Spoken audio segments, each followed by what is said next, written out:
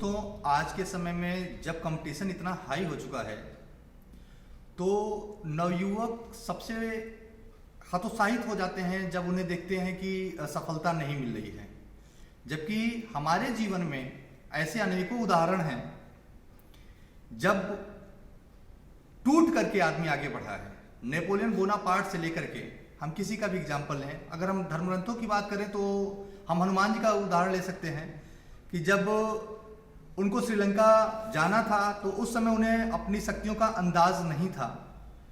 उन्होंने सोचा कि मैं इतने बड़े महासागर को कैसे पार करूंगा, इतने बड़े सागर को कैसे पार करूंगा, और उन्हें उनकी शक्तियों को याद दिलाना पड़ा।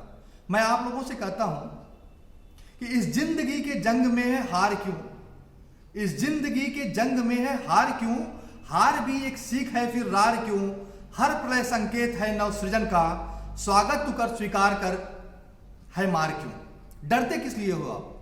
डरने की जरूरत नहीं है।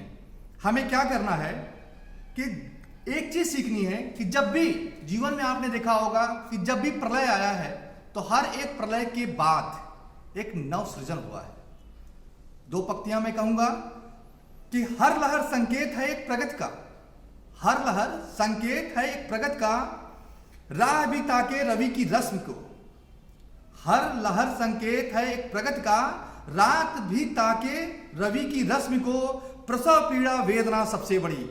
हमारी माँ जब हमें जन्म देती है तो सबसे बड़ी प्रसव पीड़ा को झेलती है, लेकिन उसके बाद क्या होता है? जब उसे पता चलता है कि उसे पुत्र या पुत्री की प्राप्ति हुई है तो सबसे बड़ा सुख उसे मिलता है। तो उसी पे मैं आपसे कहता हूं कि हर लहर संकेत है एक प्रगति का, रात भी ताके रवि की रश्मि को, प्रसव पीड़ा वेदना सबसे बड़ी, पर चरम सुख आगमन की कीर्ति को।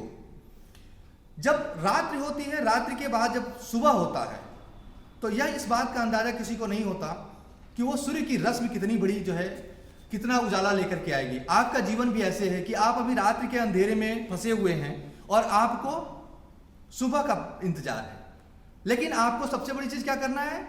स्वयं को पहचानना है कि भेद देता सूर्य तम की हर घटा, भेद देता सूर्य तम की हर घटा, सौर्य है बस आत्मचिंतन कर रहा, हर कुलिस भी एक मानव भी तो था, बस बहाल एक बार तू तो कर जरा। हर कुलिस को क्या पता था कि वो इतना अपने अंदर पावर रख सकता है कि वो हाथी को उठा सकता है। इतनी हिम्मत रखता था, कहता था कि मैं एक दिन ऐसा आएगा कि मैं पूरी धरा को उठा सकता हूं। आपको भी अपनी हिम्मत को पहचानने की जरूरत है।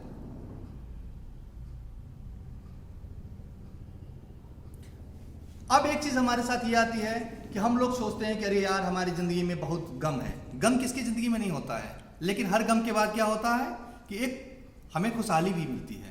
इसलिए गम को इग्नोर करो। कभी ये ना सुनो कि राही मनवा दुख की चिंता क्यों सताती है, दुख तो अपना साथी है। दुख के बाद सुख आना ही आना है, इसलिए सुख को अपना साथी बनाओ। कि गम अगर आए तो हंसकर टालना, गम अगर आए तो हंसकर टालना, मौत भी झुक जाए जज्बा हो प्रबल, जहर पीकर शिव बने नीलकंठ जब, एक पक्षी नीलकंठ सा वो अमर था हो गया। एक पक्षी जिसका नाम नीलकंठ पड़ा कैसे अमर हुआ? शिव जी ने जहर पिया, उनका गर्दन नीला हो गया, वो नीलकंठ बन गए। तो आपको क्या करना है? अगर कोई भी जीवन में ऐसा गम आए तो आपको उसे भी पॉजिटिव के मोड में लेना है, उसे भी आपको सकारात्मक दृष्टिकोण में लेना है और आपको एक नीलकंठ जैसा उदाहरण पेश करना है कि दुख या सुख जीवन का अद्भुत भाग है, दुख या सुख जीवन का अद्भुत भाग है, कहीं जन्म मृत्यु का कहीं पर राग है, संभल कर चलना ही है बुद्धत्व मार्ग, सुकर्म ही सन्मार्ग का सही राह है। आप में साहस बहुत भरा हुआ है, आपको पहचानने की देरी है कि आप में साहस अदम्य पहचानने की देर है, भाग्य खुलता कर्म से तू कर्म कर, चक्र है घूमने की बस कुछ देर है। लास्ट में आप क्या कहना चाहता हूं आपसे कि आप हैं क्या? आपको नर्तक बनना है या एक राजा बनना है? एक राजा वो होता है जो सबको नचा देता है कि डर तू मत, कि डर न तू चल लड़ अरे योद्धा है तू दर्शक नहीं, डर न तू चल लड़ अरे योद्धा है तू दर्शक नहीं, राज तुझको भोगना राजा है तू नर्तक नहीं, कर्म पथ पर झांक खुद को धर्म तेरा है सही, वीर भोग्या वसुंधरा का भान है सबसे सही। हमेशा वीर ही इस धरती को भोगते आए हैं और वीर आप हो। बस आपको पहचानने की देर है।